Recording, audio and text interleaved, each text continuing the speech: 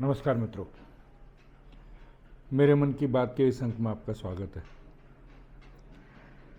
आजकल न्यूज़पेपर्स में, news channels में बहुत चर्चा में है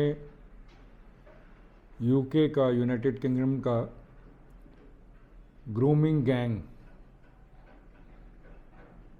बहुत उस पर जो है वाद विवाद बहुत हो रहा है।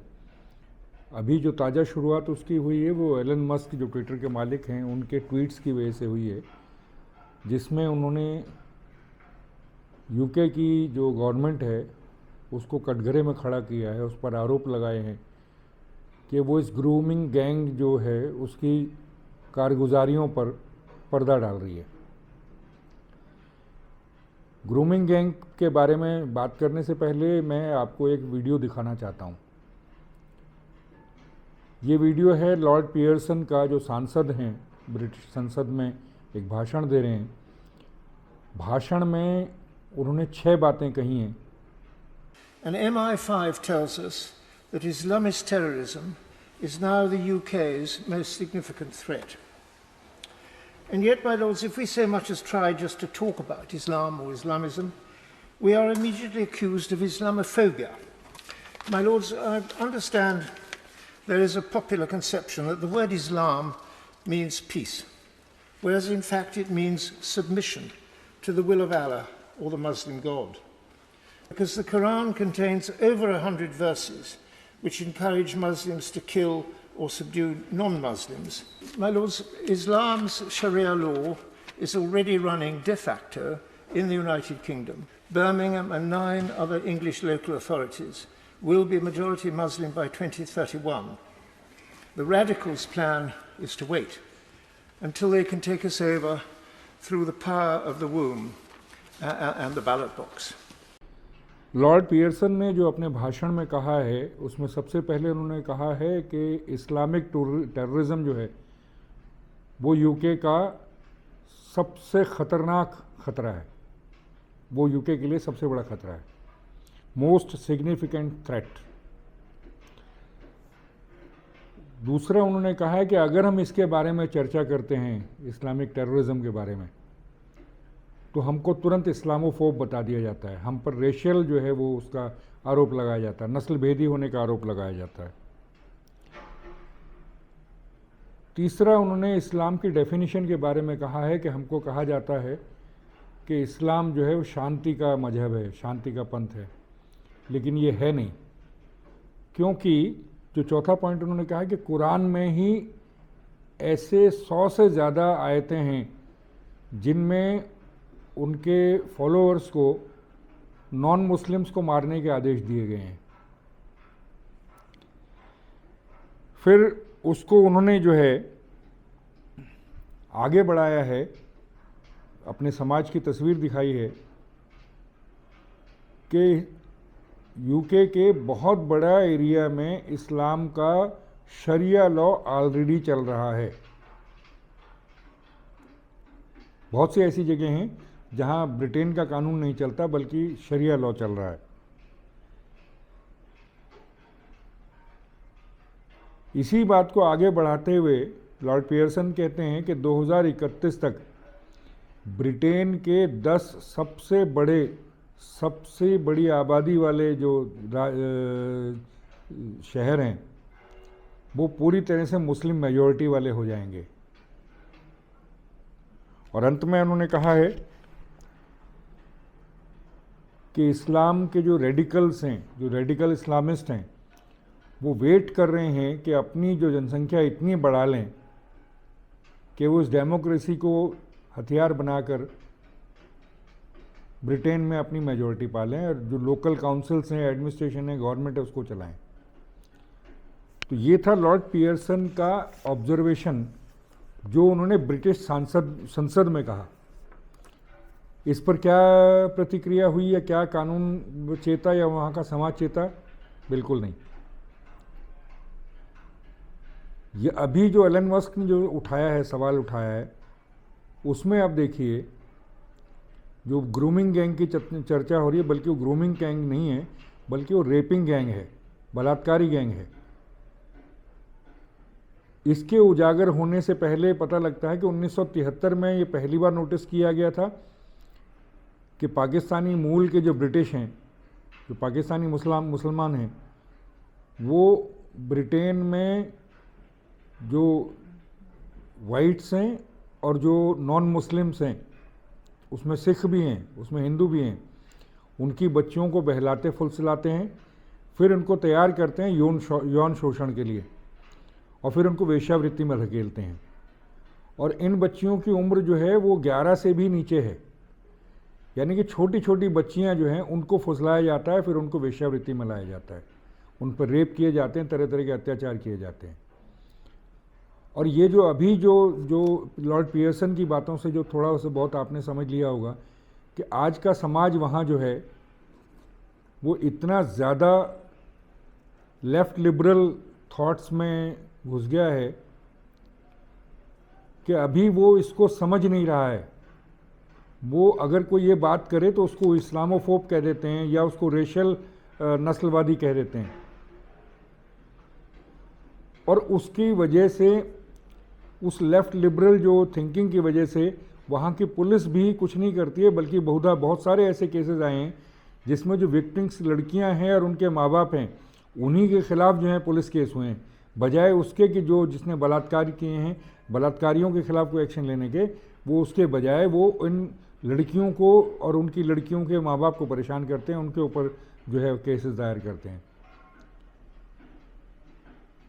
एक 2013 में जजमेंट आई थी, जुलाई 2013 में जजमेंट आई थी, रॉटरहैम का जो जज हैं पीटर रुक, उनकी जजमेंट आई थी जिसमें उन्होंने बहुत डिटेल में उनके अपराधों को गिनाया है, उनके एविडेंस कोट किए हैं और फिर उनको सज़ा दी है। सारे के सारे पाकिस्तानी जो है मुसलमान हैं।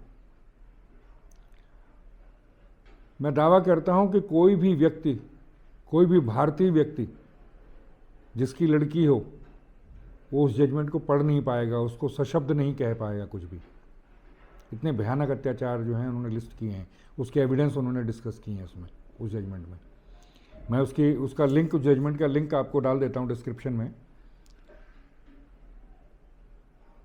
और उसको छुपाया किसने? ये जो लेफ्ट लिबरल गैंग है, इन्होंने समाज में किया इस तरह का, तो पुलिस असफल हुई, पुलिस ने कतई आंख मूंद ली इस अपराध की तरफ से, या उल्टा जो विक्टिम्स हैं उनको सताना शुरू किया। और पॉलिटिकल लेवल पे जो आपके लेबर पार्टी वाले लोग हैं, उन्होंने मुस्लिम वोटों की चाह में ऐसा किया। अभी के जो प्राइम मिनिस्टर हैं केयर स्टारमर, उनके ऊपर ये सीधा आरोप है कि 2008 से 2013 तक जब वो डायरेक्टर ऑफ पब्लिक प्रोसिक्यूशन रहे यूके में, उस वक़्त उन्होंने इन अपराधियों का, इन बलात्कारियों का साथ दिया, उनके अपराध छुपाए, उनके ऊपर केसेस नहीं चलने दिए। ये आरोप बहुत सारे लोगों ने लगाया है। एलन मस्क ने जब आरोप लगाया है तो उसके जवाब में केयर स्टारमर हैं जो यूके के प्राइम मिनिस्टर हैं, उन्होंने कहा है कि ये सब बकवास है, फार राइट वालों के एलिगेशंस हैं। लेकिन अगर आप बात की तह तक जाएंगे तो आप पाएंगे कि ये सारे आरोप निराधार नहीं हैं। जो बहुत सारे केसेस में, कई सारे केसेस में ऋषि सुनक के बनने के बाद जो SIT गठित की गई, उसने 500 लोगों को अरेस्ट किया और तब इसके ऊपर से पर्दा उगड़ा है, तो पता लगा है कि इसमें बहुत ही बड़े लेवल पे ये, सिर्फ रॉटरहैम में ही 2014 की रिपोर्ट के मुताबिक 1400 लड़कियों के साथ बलात्कार हुआ। Can you believe it? और अभी जो लोग हैं वो बता रहे हैं कि वहाँ इस तरह के हज़ारों नहीं बल्कि लाखों केस हैं। पिछले 20-25 साल में इस तरह से उन बच्चियों का शोषण हुआ है, उनकी संख्या जो है वो लाखों में जा सकती है। और अभी भी जो लेबर वाले हैं वो वोट के चक्कर में उनको बचाने में लगे हैं। केयर स्टारमर ने जो कहा है वो तो कहा ही है, जो एमेनुअल मैक्रो हैं फ्रांस के राष्ट्रपति, उन्होंने भी उसका साथ दिया है। तो लेफ्ट लिबरल गैंग वोट के लिए कहीं तक भी जा सकता है, ये आप देख लें। और इसकी वजह भी है, केयर स्टारमर के अपनी जो कॉन्स्टिट्यूंसी है, उस कॉन्स्टिट्यूंसी में करीब 20% मुस्लिम मतदाता हैं। 33% करीब क्रिश्चियंस हैं, और 38% वो लोग हैं जिन्होंने क्रिश्चियनिटी को छोड़ दिया है। इसलिए स्टारमर जो है वो किसी भी नैतिक मूल्य की अवहेलना कर सकते हैं वोट के लिए, गद्दी में बने रहने के लिए। ब्रिटिश पत्रकार टॉमी रॉबिन्सन ने इस मामले पर जब अपनी रिपोर्ट्स और उसमें जो है रिपोर्ट्स लिखी और सोशल मीडिया पर डाली हैं, तो सारा लेफ्ट लिबरल गैंग उनके पीछे पड़ा और अल्टीमेटली ब्रिटेन के कोर्ट ने उनको इस मामले पर आगे बोलने से मना कर दिया। He was silenced. Tommy Robinson ने क्या किया कि उन्होंने ट्विटर पर अपनी एक डॉक्यूमेंट्री डाल दी जिसमें ये सच बताया गया कि ये कैसे हुआ, कौन वो लड़का जो सीरियन था जिसने जो इसमें जिसके साथ ये सब रेशियल वो हुआ, और वो सारा उसने प्रकरण बताया वो, और कैसे कोर्ट ने बजाय उसमें इन्वेस्टिगेट करवाने के बजाय टॉमी रॉबिन्सन को ही जो है वो डांट दिया और उनके खिलाफ ऑर्डर पास कर दिए। जबकि उसकी असलियत ये है कि जो विक्टिम्स हैं उनकी माएँ वगैरह उनके सब वो वीडियो दिखाए वो उस डॉक्यूमेंट्री में है। इसका नतीजा ये निकला कि टॉमी रॉबिन्सन को 18 महीने के लिए जेल में डाल दिया गया। अभी वो जेल में है। एलन मस्क ने ये मसला भी उठाया कि टॉमी रॉबिन्सन को जो है वो जेल से रिहा करना चाहिए। अब ये तो वहाँ का है कि आपको पता लग गया कि भाई लेफ्ट लिबरल गैंग या लेबर पार्टी या कोई भी पॉलिटिशियन वो वोट के लिए मुस्लिमों के समर्थन के लिए किसी भी हद तक जा सकता है। खुद मुस्लिम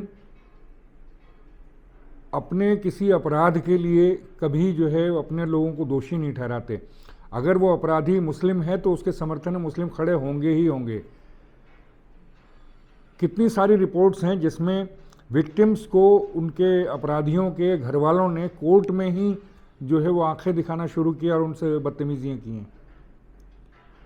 ये मानसिकता है। तो आप अगर भारत में अगर देखें तो क्या इसके जैसा कुछ भारत में भी हुआ है क्या? किसी को याद आता है कोई ऐसा प्रकरण? जी हाँ, हुआ है।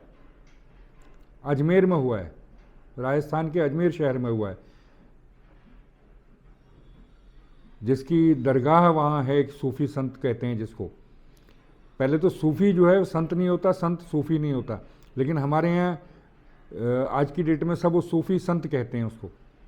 सूफी अलग चीज़ है।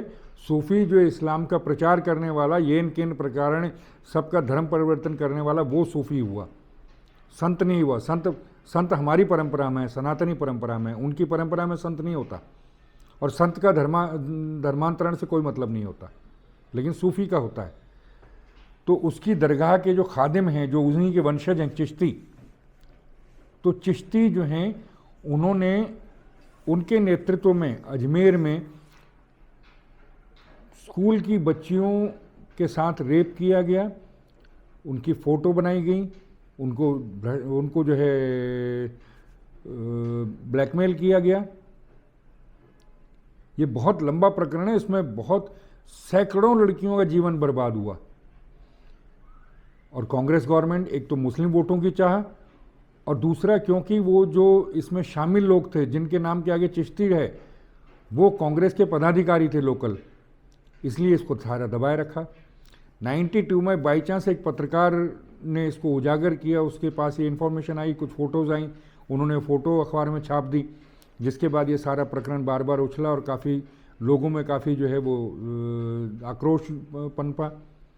तब ये इन्वेस्टिगेशन शुरू हुई, शॉडी इन्वेस्टिगेशन हुई, उसमें से बहुत से लोगों के विरुद्ध जो है वो ठीक से साक्ष्य नहीं जुटाए गए।